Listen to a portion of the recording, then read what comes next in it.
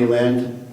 Mr. Gary Jordan is the Menominee Indian Economic Development Authority's director. He's an independent consultant, and he's going to be giving a presentation this morning on grocery store development. Gary Jordan from the Menominee Nation. Good morning, everyone.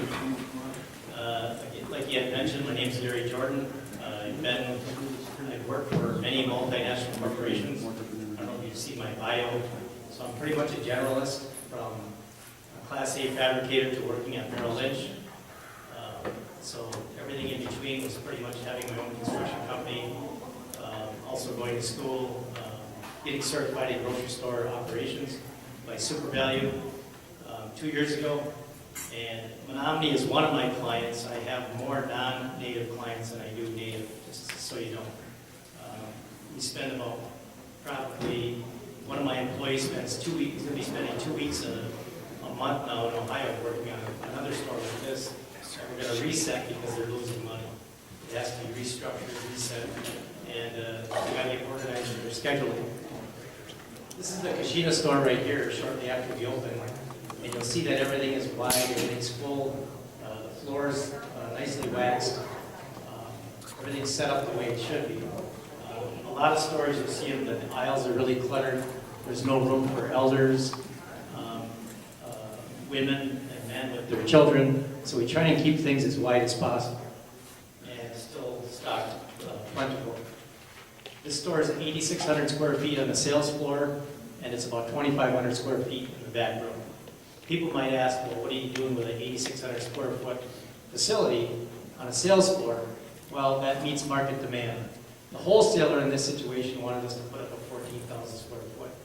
And I said, we don't have the holding capacity from the market to make it a profitable entity, after knowing what I know about grocery stores.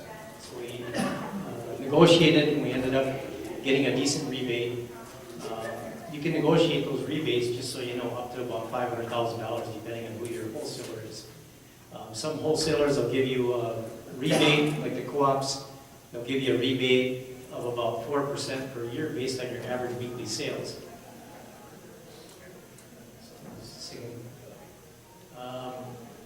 Project feasibility, that's one of the first things that come out of this. But prior to that, you have to identify what type of industries are missing. What is your money leakage? Most of you probably know that. You know, what can you do to retain the money that's typically leaving your reservation? Prime example, at Menominee, you have more money leaving the reservation than you have coming back. So, as it relates to paychecks, so we're trying to change that by diversifying and implementing other type of enterprise values that local consumers can participate in as a community. This is an example of another project that we're doing right now. It's going to be a 16,000 square foot facility, turnkey, opening the door. You're looking at about $127 per square foot. Some of these things are important for you to know because they're some pretty good statistics that we've been using over the last 5 years. And if anybody wants a copy of this slide, you can give me your email address and I'll send it to you. Or, I mean, the PowerPoint presentation. It's going to cost $187,000 to fill the store with grocery, everything, dairy, meat, etc. Around $550,000 for brand new refrigeration. We saved about $250,000 on buying reconditioned. You have to be really careful who you get your reconditioned equipment from, or you're going to end up with fans that'll freeze up on you, drains that'll back up, and it just won't last very long. The ACH deposit at the store or at the bank, they want, you know, for the wholesaler to withdraw their grocery orders from when we send an invoice. You're looking at about $108,000 deposit. Just for the shell in the store, excuse me, you're looking at $74.18 per square foot for the shell. I've seen people pay as high as $175 because they don't know what they're doing, because they didn't do their projects correctly. What we do in our projects is, I make believe we don't even have a general contractor. I show them my plans, after we talk to the community, see what they want, things that they want for supplies, for goods, whatever they need. We do that through surveys. Excuse me, then what we do is we get all of our subcontractors for every division of work. When we send out an RFP and we design the RFP, we tell them how thick we want the blacktop, how thick we want the concrete. Do we want sliding doors or pushing doors? You'll see a lot of new projects with doors that you have to push. And these days, with the baby boomers getting older and stuff, you've got to have sliding doors. It's 12 grand per set. That's dirt cheap compared to the ones that open. And that's installed. So, you know, you got to watch those numbers. And what we did is we went for every project. We get all of our subs out there. They give me a budget. I don't tell them I don't want the real number. I want a budget. But it's got to be close. I know what those numbers should be. Whether it's tile, whether it's drywall, whether it's the steel building itself, the block, and what all that stuff should cost, based on all the projects that I have done way in the past, as well as recently. So after we get all the subs in place, we make them bid apples for apples. Whatever the brand name is for the refrigeration equipment, the next guy has to bid on that same brand, because the brands are substantially different. You will see new stores like the Woodman's being remade. They're changing all their open cases to doors because of the utility costs that are going through the roof, which will continue to go through the roof. Gasoline's going back up for the summer, as well as milk also going up too. So you've got to be able to keep those things cool and keep those utility costs down. We have a few open cases. Our meat, our dairy, the only one that's closing, I take it back, is frozen, one stand-up frozen, and I think that's 3-4 doors, and then there's dairy. We'll get to that, you'll see it. So on with that. The feasibility study, here's another one that we're doing. The population is approximately 10,309 people. And what's interesting is the median household per capita income is $68,834. That is a community that you do not put an Aldi store in. You do not put in a Save-A-Lot. You put in your own community brand name because of the type of people that live in this community. The average home in that area, I don't think it's up there, but it sells for about $235,000. So this one, it's going to have a brand after the community, and it's also going to be owned by an individual that's from the community. So that'll work out real nice for that market. You'll see the demographics up there with nationality, township, 35 square miles, maybe you can guess who that is. Total grocery demand for that area is $617,852. Now with that, we always try to go for a goal of a minimum of 22%. Right now, the one in Kashida is about 17%, and right now we have, and it's public information, if you go to the SNAP website, you can see which counties are getting how much money in SNAP. And on a weekly basis alone, SNAP is $40,000 in Menominee County. So we've got to jump those numbers up to about 27 to 30%. One grocery store that was done in Indiana in the Amish community, you have about 75% penetration because everybody bought into the store. Everybody bought a share in the store, and it really enhances the participation with the local consumers. The average weekly sales on this one is $135,927. So that's going to be a good store. The tier that we like to start at is $90,000 of average weekly sales. At that tier right there, starting right there, you have no reason why you should not be making a profit based on your scale of goods. On the one in Kashina, I think we're averaging around 48,000.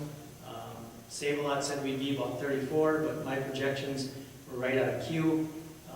Within about the next 2 years, we'd like to be up to $62,000 per week. The reason why we did that, even though we didn't hit that $90,000 average weekly sales, is because they paid for the building in cash. So then we still then we get a higher return on our net. The net return right now is about 7%, which is excellent for a grocery store. A lot of them you'll see on the national statistics, they're around 2% or less. FMI, the Food Marketing Institute, if you go to their website, you'll see over the past year, I think they're about 1.5 net return. Here's how we first started. You'll see where the wall goes all the way down. We had a plan for long-term development. We also have plans for long-term development to get the funding.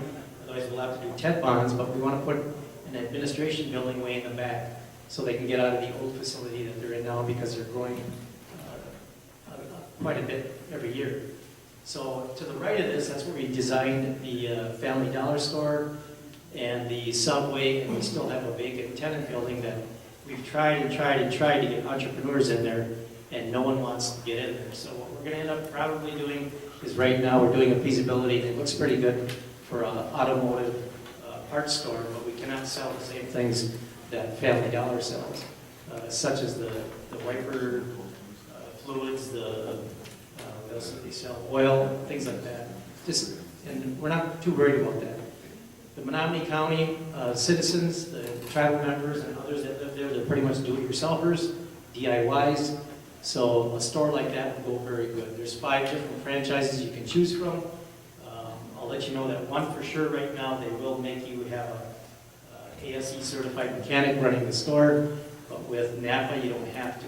So you need about $120,000 in cash in the bank to just have sitting there in a credit account.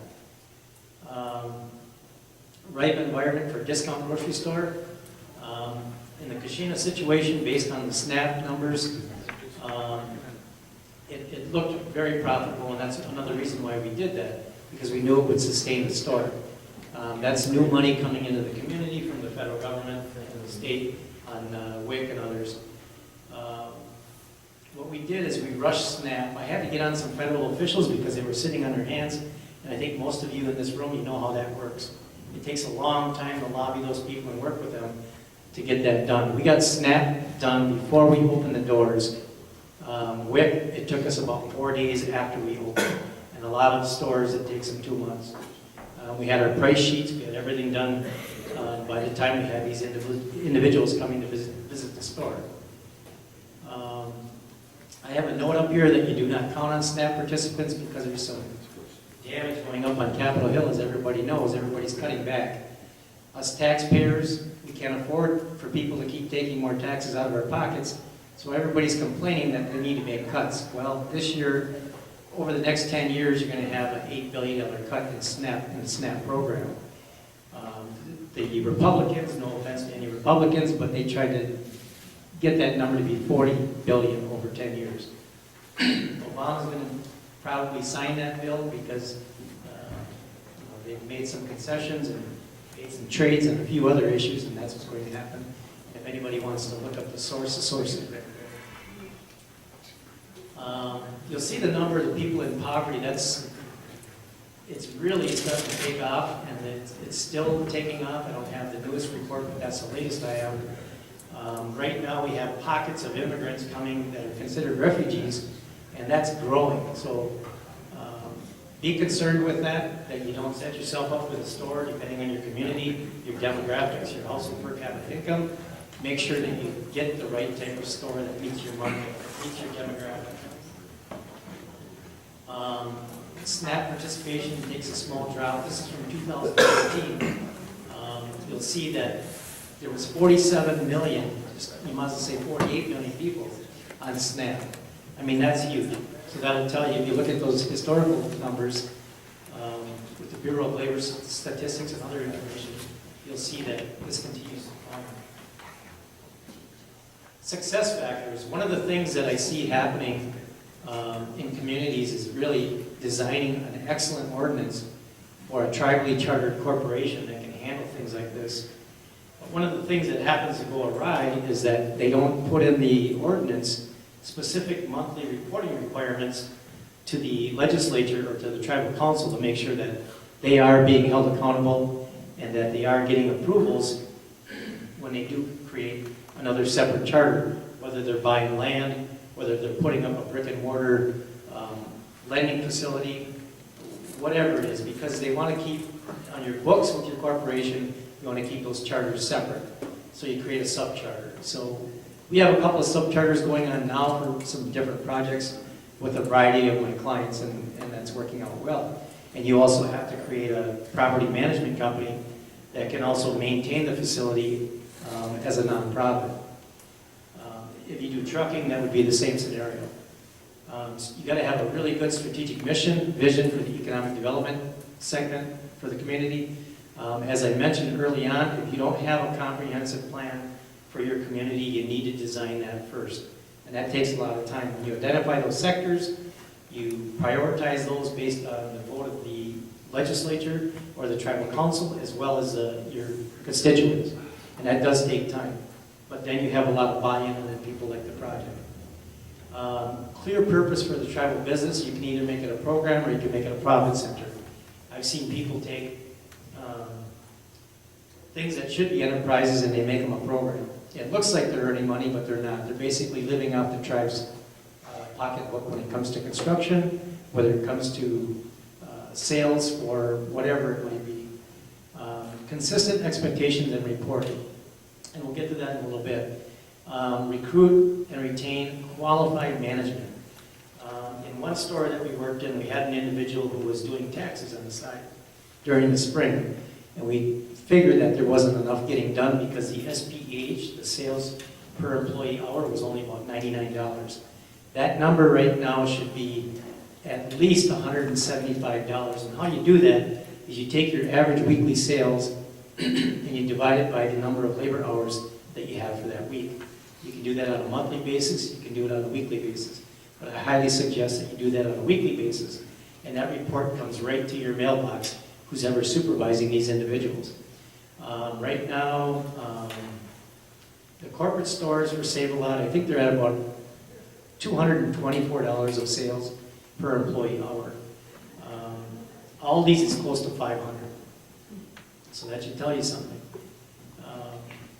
Administrative competence and drive. You can't have people walking around with their hands in their pockets. In a grocery store, there's always something to do. Here's an example of poor ordering as well as stocking. And then you look in the back room and you still see stuff in your freezer that should have been thawed out the night before and they haven't been, and that's not filled up. Some people say, well, you know, they don't buy much of that. Well, if they don't have a very good choice, they're not going to buy anything. Here's an example of a dairy cooler that needs to be beefed up. I mean, you can't leave 3 spaces empty. We call these holes in the grocery market. One of my legislators, they call that bald spots. So we just call them holes. Anyhow, here's a spot case. This is I think it's running about probably 38 degrees as a temp. And this is a store in Missouri that I was at doing some work. And this was a little bit embarrassing looking at stuff like this. And we did eventually get that store turned around. But it did take some time. I think it was like 5 weeks. I put this up here, success or failure. These things here, if you don't do it correctly, you will fail. And if you don't have somebody coming behind with a CTW sheet, we call that a commitment to win sheet, and that's provided by Save-A-Lot. You can also create your own. There's a checklist with a number of items that have to be done in the morning prior to opening the store and as well as putting the store to bed. If they're not giving you these forms in the morning and a copy at night, who's ever responsible for these managers, you're doing a disservice for your community members, for your tribal members. They're not getting their biggest bang for their buck. These boxes, take a good look up there if anybody can catch it. I put FIFO and a question mark because that's what grocery is. It's first in, first out. Everything has to be rotated to the bottom, to the top, and everything has to be rotated to the front based on the nearest date. You look at that bottom box that says 127, and you can't see the 2 too good, but that's 127. The one above it says 121. You see the one above it says 128, and then you see numerous boxes without any dates. You can't have that. You have to have those dates on there. If you get audited by the USDA, they're going to come in and they're going to stiff you with a fine. So you have to make sure, because what this leads to is just more shrink. When you have more shrink, you lose money.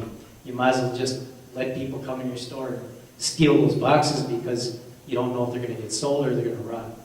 And one time in one store, I did run into, I walked into the back room and I could smell rotten potatoes, and they were rotten. They were buried under a couple of cases. Here's a success or failure picture of a construction project that was done with one of our general contractors. They do nothing but manage construction projects. They don't have their own workers that do the projects. Depending on who you have on your project, since I wrote the RFPs, solicited the general contractors, let the tribe choose them, I was there every day taking pictures of every phase of work to make sure it was done right. According to the American Concrete Institute, you cannot do that. What they did is they left at about 4:30, thinking that nobody's coming back. Little do they know I'm in doing other things at another store, and here's how they left it.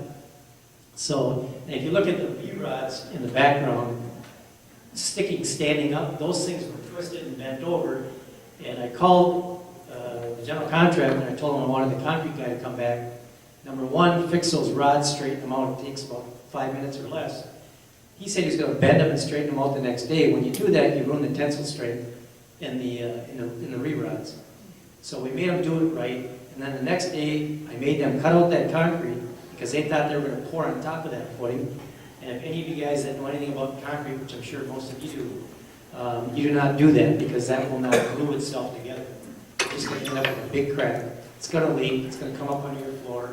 It's going to freeze, and you're going to have all kinds of cracking problems in your floor. I saw a 700,000 square foot facility with cracks in the floor because of stuff like this. And 700,000 square feet is huge. It's like 2 city blocks, approximately. Here's what they left too, so I had to have them cut that out. They left it. So the next day, they cut that all out. And they started over. Grocery store development for Native Americans. To us, to a lot of us that are diabetics, I'm type 2, developed hypertension from the sodas, the sugars, and everything else when we were kids, not to mention the kamats, all the starches and everything else. Most of us run into these problems. But with the grocery stores, we have an opportunity to give them a better lifestyle, a healthier lifestyle. Believe it or not, our produce went up, I think, around 7% since we opened. And that's excellent, our produce sales. What we did is we had the clinic come in and give a presentation on how important it is to utilize the facility. And they also got a gas card then for coming, for learning, and also buy produce along with to complement their meats and other products. When you start, you got to remember that everything that's on the outside wall, and you might know this too, that's where the biggest margin is. Produce is one of your biggest margin items. So if you can sell a lot of produce, that's where the margin's at. Sell a lot of smoked meat, sell a lot of fresh cut meat, or even packaged meat, prepackaged. The dairy and all your ice cream products and stuff, and soda. That's where your market is. License and supply agreement with a wholesaler, as I mentioned, your rebate programs, anywhere from 1% to 3.5%, you can get to 4% if you join a co-op, but you have to realize, is that co-op, is that the right wholesaler for your demographics and your per capita household income, as I mentioned before. Co-ops tend to be like a super value, like a Festival Foods, like a Woodman's, like a Piggly Wiggly. So if you have a household per capita income of $39,000 in your community, you definitely do not want a co-op, because your prices are going to be too high. You're taking away too much discretionary income out of your consumers' pockets. Some cross-merchandising ideas, I just threw a few up there. Most of you probably seen those already. Over this winter, since it's been such a long winter, you notice that Walmart, they've had tons and tons of sales on soups, and they put them in the aisle where you can't get around the skids. So they want to push all that, but here's a few ideas here. Types of cross merchandising to help things move. You can do the end cap displays on the end of all your aisles. The spot bunkers, where you saw that one, it only had like 2 or 3 pieces of meat in it. Spot bunkers are nice for special buys, and then people will look to complement what's next to that. And that's where you put like a little end cap on the end of that spot bunker. The meats that are coming due, I want to make a point here. Remember meats, if you do open a grocery store, your first loss is your best loss. So if you can sell that thing because the date's coming up quickly and you know things are a little bit slow, it might be a Tuesday. The best days are Thursday, Friday, Saturday, and Sunday in most stores. But you want to sell your meat for half. And the reason I say that is you should have at least a 38% markup on your meats. I see a lot of people running 28%. You're giving your meat away, especially if it's fresh meat. Aisle displays, no more than 3. You see people lining up their aisles with these aisle displays that come in a box by one of the vendors, and it just clutters everything up, and the maintenance people have to move around and mop the floor to clean at night and stuff. So it's kind of a hassle. So 3 is plenty, and it creates more of a tunnel vision than for the consumers. You want them looking at the aisles to see what's in those aisles and on those shelves. Planograms for consistent product location. Your planogram, you should have that looked at every month to see what's selling, what's not selling. Look at your top 20 sales items and make sure that they are set where they're easily visible. Depending on your software, you should be able to easily access that information. Impulse items at checkout, your sodas, your candies, make sure those are full. When you see an impulse cooler that's empty and you have a DSD, like Pepsi, like Coca-Cola, that's your direct supply distributor, and they're supposed to keep those things full, you need to call them up and tell them to get on the ball because they need to do that work for you. It's built into their profit. Previous grocery, food options, convenience stores, they're increasing their market share. I have statistics on that if anybody would like me to send those. But you will see since I think the first convenience store started selling food around 1929. And it consistently has grown like crazy. If you go to a quick trip store, and let's just say you get tax exempt gas in your own community, you get your 29 cents or 28 cents, whatever it is, off for fuel, and you still need eggs, you still need bananas, you still need milk and some other products, you'll find out that $2 and some odd cents to fill up your car, that savings, does not come out in the wash if you go to a quick trip. Grocery stores right now, if any of you belong to the National Association of Convenience Stores, you will see, and I'm sure you heard about it, that gas stations are actually grocery stores that just happen to sell fuel. That's their new model. That's what they're going after. So watch those stores. You're going to see a lot of them grow and the wholesalers are going to start distributing to them instead of some of the companies that are a little bit more high priced, some of the vendors that you can use to fill your store. What does your community want to do? And I put sustainable economic development on here because that's the big picture. What is your goal? Back in your comprehensive plan, before you do all these things, do you want to increase enrollment numbers? Do you want new revenue to the reservation? Additional job creation, increased tax base, adequate housing, control revenue leakage from leaving to go to surrounding towns, overall improvement in standard of living. Myself, my own personal health, based on changing my habits, I've considerably changed my blood pressure, my sugar's stable, and I even lost 6 pounds. So it's just doing things the correct way. But these are things that you really need to think about. This is a lot of people say, you put the cart before the horse. Well, you need to work on these things first. Get this done, identify those markets, what are your goals, what are your aspirations for a community, and then decide if you want a grocery store or other things. And that's it, and if anybody has any questions, I'll be happy to answer your questions. And like I said, if you want this PowerPoint, I'll be happy to share it with you. I have other statistics. The company that I have that does most of my work is Jordan Consulting, but my other company is Turnkey Economic Development Solutions, LLC. That's growing phenomenal, and we're eventually going to dissolve Jordan Consulting because we are getting so many projects across the country. And we can help you as a third party to make sure you do have an independent review to make sure that you're not just having somebody dump a project on you. I did want to mention a nice project that if you do get a little bit of time, take a ride up to Crivets and you will see the Witt family up there, the store that they put up there, the Piggly Wiggly. They put a hardware store next door. The reason why they did that is because the sports individuals, outdoor sports individuals that go hunting, snowmobiling, fishing, everything else, they decided that they would go ahead and put in the hardware store on the north side of the grocery store of Piggly Wiggly. They also put in the Subway. That is very successful. If you do that, just make sure, again, your square footage is not too big. You've got to meet your metrics. You've got to know what they are. You've got to set those standards before you open your store. And when you have a store manager, make sure he's under contract, he or she, and make sure that they meet those standards. And we can also help you with those. Any questions from anybody?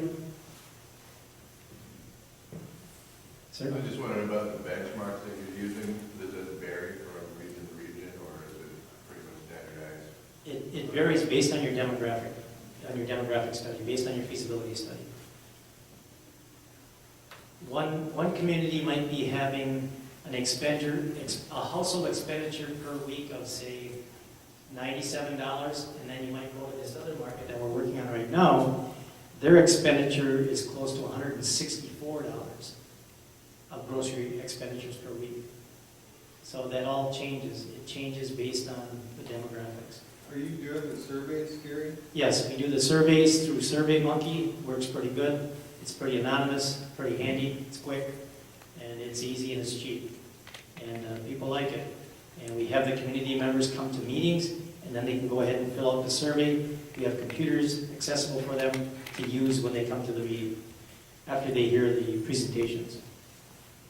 I did have one community say to me, what the heck was it? It was one legislator, one council person said, you're trying to get us to fit the store instead of the store to fit us. And that wasn't true. Their demographic determined what type of store they should have. And they eventually woke up and understood that that is the store. There was a 300% markup at some of the convenience stores, and we decided that it was time for a grocery store. Do you want your children buying a bottle of water when he's done with baseball, soccer, lacrosse, whatever it is, a bottle of water for $1.69 when he can get it from us for 25 cents a bottle? It's ridiculous. That's more discretionary income for those kids to get other things in too, as well as the parents to do things with their children. Gary, do you have experience with any tribes that are operating stores under the tribal government model? And you're saying that it's better to go to, a separately business entity ran organization. Do you have experience explaining to tribal governments why that should be and how they should adjust for indirect costs and so forth? Yeah, that takes about a 2-year process, but we can get it done. And you do have to keep the politics out of it, whether it's the tribally chartered corporation or whether it's the tribal council or the legislature. You have to keep the politics out of it. You have to make sure you have the right person for the right job. And I know it hurts. I've got brothers I would sit there and argue they could run this, they could run that, but I don't do that. You can't do that, because if it fails, my name's on it and your name's on it. If you're the decision maker, your name is on that project. And if it fails, it's my fault, it's your fault. So we want to make sure that we hire the right people. And I know it's tough, but you have to do it. Well, understandable. For instance, the store across the road pays indirect costs. If that store were to operate under Tribally chartered entity, you a wouldn't tribally chartered entity, that indirect cost needs to go somewhere. Right. So do you have experience in that area? Yeah, indirect cost to me inside any tribe, it's all you're doing is circulating. You're having a negative effect on your cash flow. You should not be doing that for any program, any enterprise. It's just damage. Anyone else? Well, feel free, if there's other questions that you don't want to say in public, go ahead and shoot them at me, I'll be around for a while. Thank you. I hope I get good explanation.